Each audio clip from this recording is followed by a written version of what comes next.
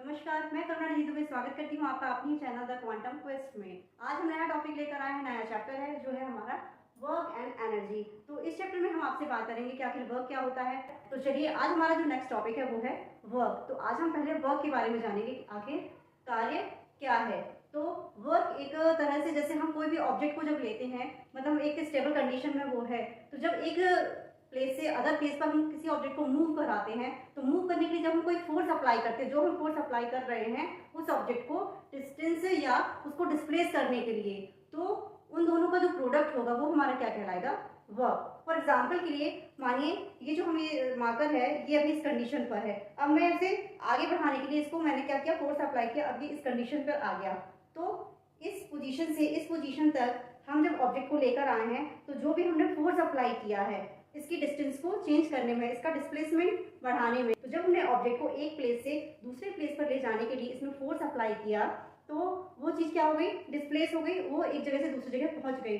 तो इन दोनों का मैंने जो हमने फोर्स अप्लाई किया और फोर्स अप्लाई करने के बाद जब कोई चीज़ मूव कर गई दूसरी स्थान पर, दूसरी पोजीशन पर, तो इन दोनों का जो प्रोडक्ट होगा, जो फोर्स है और जो हमने डिस्टेंस कवर की है या जो डिस्प्लेसमेंट हुआ है ऑब्जेक्ट को एक प्लेस से अदर प्लेस में ले जाने में, तो ये दोनों का प्रोडक्ट हमारा कहलाएगा। डेफिनेशन क्या है वर्क की, तो जानते हैं।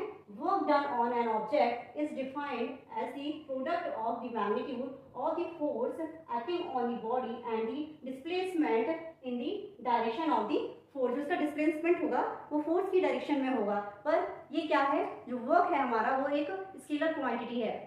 जो वर्क का हमारा जो फॉर्मूला निकलेगा, work equal force into displacement. Displacement की जगह हम यहाँ पर डिस्टेंस भी हम मेंशन कर सकते हैं। So work equal W equal F into S। S is denoted by distance और डिस्प्लेसमेंट। सो इसकी ऐसा यूनिट होती है, unit of work newton into metre. Newton into metre को हम क्या कहते हैं, joule. So this is the SI unit of work. And इसके जो CGS यूनिट है वो होती है अर्ग।